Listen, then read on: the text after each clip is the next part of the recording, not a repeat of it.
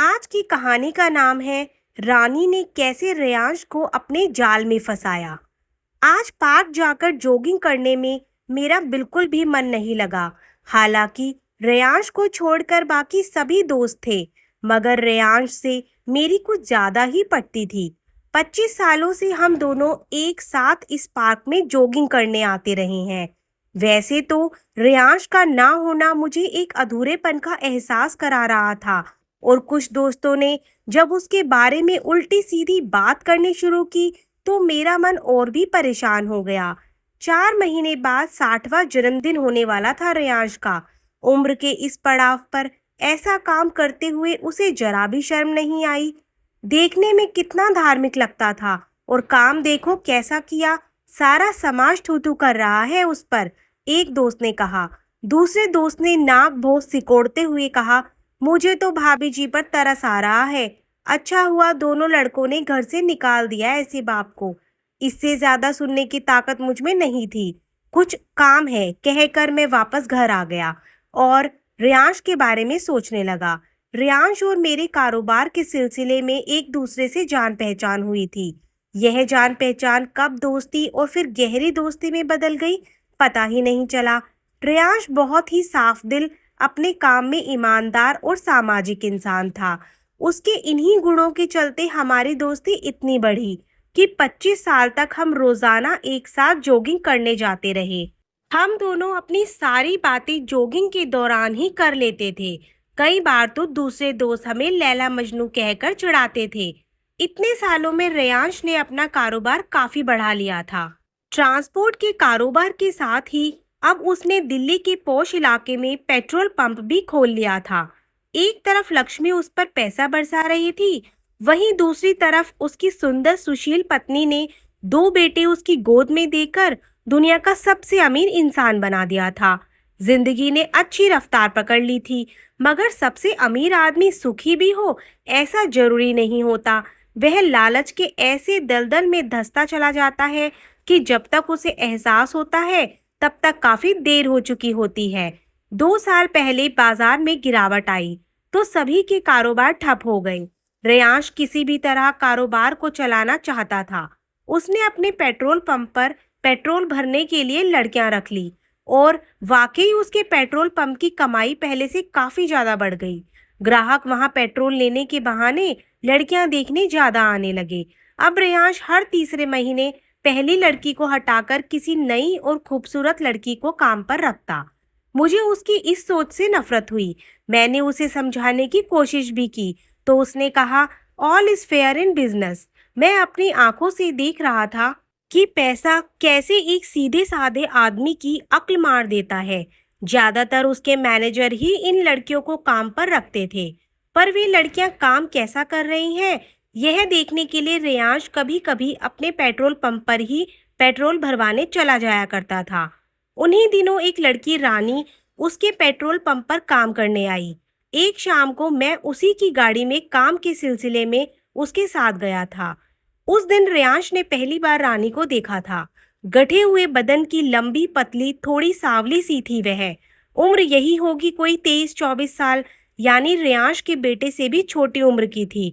रेयांश ने मैनेजर को बुलाकर पूछा तो उसने बताया कि यह नई लड़की है रानी, अपना काम भी बखूबी कर रही है। उसके बाद रेयांश और मैं वापस आ गए। 3 महीने बाद मैनेजर का रेयांश के पास फोन आया कि रानी आपसे मिलना चाहती है। वह काम से हटने को तैयार नहीं है। उसे समझाने की बहुत कोशिश की, मगर कहती है कि एक बार मालिक से मिलवा दो फिर चली जाऊंगी। रेयांश ने कहा, उसे मेरे दफ्तर भेज देना। दफ्तर आते ही रानी रेयांश के पैरों में गिर गई और लगी जोर जोर से रोने। मालिक, मुझे काम से मत निकालो, मेरे घर में कमाने वाली सिर्फ मैं ही हूँ। बाप शराबी है, वह पैसे के लिए मुझे बेच देगा। 3 महीने से आधी तनख्वाह उसके हाथ में रख देती थी तो शांत रहता था। बड़ी मुश्किल से अच्छी नौकरी और अच्छे लोग मिले थे।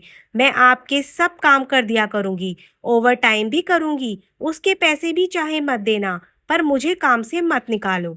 रेयांश ने 1-2 बार उससे कहा कि उठो, पर ऐसे पैरों में मत गिरो, मगर वह पैरों को पकड़ी रोती रही। आखिरकार रेयांश को उसे उठाना पड़ा और मनाना पड़ा कि वह उसे काम से नहीं निकालेगा। ऐसा सुनते ही रानी ने रेयांश का हाथ चूम लिया। 60 साल के बूढ़े रेयांश के अंदर कमसिन रानी के चुंबन से एक सिहरन सी दौड़ गई। रानी के जाने के बाद भी रेयांश उसी के बारे में सोचता रहा। वह खुद को उसकी तरफ खींचता हुआ महसूस कर रहा था। एक दो बार उसने अपने इन विचारों को झटका भी कि वह यह क्या सोच रहा है, मगर रानी का गठीला बदन और उसका चुंबन रह रह कर उसे उससे मिलने को बेचैन कर रहे थे। उस दिन के बाद से रेयांश अक्सर अपने पेट्रोल पंप पर जाने लगा। पहले वह वहां बैठता नहीं था, अब उसने वहां बैठना भी शुरू कर दिया था। रानी के दफ्तर आने वाली बात रेयांश ने मुझे बताई थी, और जब उसने अपनी इस सोच के बारे में मुझे बताया, तभी मैंने उसे समझाने की कोशिश की। तुम रानी से दूर रहो, फिसलने की कोई उम्र नहीं होती। कीचड़ में कितना धंस जाओगे खुद तुम्हें भी पता नहीं चलेगा। मेरे समझाने के बाद से रेयांश ने मुझसे रानी के बारे में बातें करना बंद कर दिया, मगर मैं बरसों पुराना दोस्त था उसका। उसकी बदलती हरकतों को बखूबी देख पा रहा था। अगले 3 महीने का समय भी इसी तरह निकल गया। अब रेयांश ने रानी को बुलाकर कहा, देखो, अब मुझे तुम्हें यहाँ से हटाना होगा, नहीं तो बाकी की लड़कियां भी यही मांग करेंगी कि हमें भी काम से मत हटाओ। मगर मैं कहाँ जाऊंगी मालिक? शहर से बाहर निकलकर हमारा एक फार्म हाउस है, वहां उस घर की देखभाल के लिए किसी की जरूरत है। मैं तुम्हें वहां नौकरी दे सकता हूँ।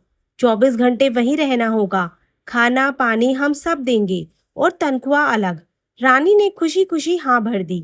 अब रानी फार्म हाउस में काम करने लगी। कभी कभी रेयांश अपने दोस्तों को वहां ले जाता तो रानी खाना भी बना देती थी सबके लिए। रानी हर काम में माहिर थी। फार्म हाउस पूरा चमका दिया था उसने।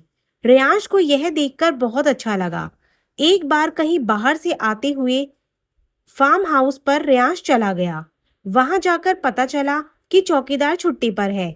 तब रानी ही गेट खोलने आई, चाय पानी नाश्ता सब दे दिया और जाने लगी। तो रेयांश ने पूछा, तुम्हें यहाँ कोई दिक्कत तो नहीं है? जितना चाहा था उससे भी ज्यादा मिल गया मालिक। आपकी वजह से ही मैं आज इज्जत की जिंदगी जी रही हूँ, नहीं तो मेरा बाप कब का मुझे बेच देता। कहते कहते वह रोने लगी। रेयांश ने उसके आंसू पोंछे तो रानी ने रेयांश का हाथ पकड़ लिया। सर, आप बहुत ही अच्छे इंसान हैं। आजकल अपने कर्मचारियों के बारे में कौन सोचता है? और फिर उससे उसका हाथ चूमने लगी और बोली, आप तो मेरे लिए सब कुछ है। उस चुंबन की सिहरन ने रेयांश के हाथों वह काम करवा दिया जो रानी उससे कराना चाहती थी। उसके बाद से तो रेयांश का हर हफ्ते यही काम हो गया। वह हर हफ्ते काम का बहाना बनाकर फार्म हाउस आ जाता। रानी ने उसे अपनी बातों में इस कदर उलझा लिया था कि अब रेयांश को अपने घर और बीवी बच्चों की भी चिंता नहीं थी। इस बीच रेयांश ने मुझसे मिलना जुलना बंद कर दिया था। फिर अचानक एक दिन भाभी यानी रेयांश की पत्नी का फोन आया कि रेयांश ने दूसरी शादी कर ली है। यह सुनकर मैं हक्का बक्का रह गया। मुझे यह तो अंदाजा था कि कुछ गलत हो रहा है, मगर इस हद तक होगा यह नहीं सोचा था। शादी की उम्र तो उसके बेटों की थी। ऐसे में जब उन्हें अपने बाप की करतूत का पता चला तो उन्होंने उन्हें घर से निकाल दिया। रेयांश ने पार्क आना बंद कर दिया। आता भी किस मुंह से? इतने सालों से कमाई इज्जत पल में मिट्टी में मिल गई थी। सारा समाज रेयांश पर थू थू कर रहा था। शादी के 6 महीने बाद ही रानी ने एक बच्चे को जन्म दे दिया। रेयांश रानी के साथ फार्म हाउस में ही रह रहा था। एक दिन अचानक रात में रेयांश मुझसे मिलने आया। वह जानता था कि उसकी हरकत से मैं भी बहुत नाराज हूँ। मेरे कुछ कहने से पहले ही वह बोला, मुझे मालूम है कि तुम मेरी शक्ल भी नहीं देखना चाहते, पर एक बार मेरी बात सुन लो। मैं यही चाहता हूँ और कुछ नहीं, तुम्हारी माफी भी नहीं। फिर रेयांश ने शुरू से आखिर तक सारी बातें मुझे बताई। रेयांश ने यह भी बताया कि यह बच्चा उसका है ही नहीं, मगर रेयांश ने रानी के साथ संबंध बनाए थे। उसका वीडियो रानी के आशिक ने चुपके से बना लिया था। रेयांश पर शादी का दबाव डाला गया। शादी के बाद ही उसे सारी सच्चाई का पता चल गया था। रानी ने सिर्फ पैसों के लिए उसे फंसाया था।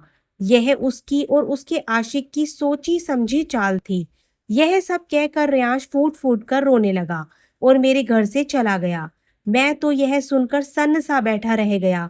अपने दोस्त की जिंदगी अपनी आंखों के सामने बर्बाद होते हुए देख रहा था। जिसे रेयांश प्यार समझ रहा था, वह केवल एक भरमजाल था। उसने अपनी इज्जत, परिवार, दोस्तों को तो खोया ही, साथ ही उस प्यार से भी इतना बड़ा धोखा खाया। काश वह पहले ही समझ जाता, तो इतने सालों से कमाई हुई उसकी इज्जत पर इतना बड़ा कलंक तो नहीं लगता। वह इतना समझता था कि 60 साल की उम्र प्यार करने के लिए नहीं, बल्कि अपने परिवार के लिए होती है। दोस्तों, आपको आज की कहानी कैसी लगी कमेंट बॉक्स में ज़रूर बताएं और अच्छी प्यारी कहानी के लिए हमारे चैनल को सब्सक्राइब करें। Thank you.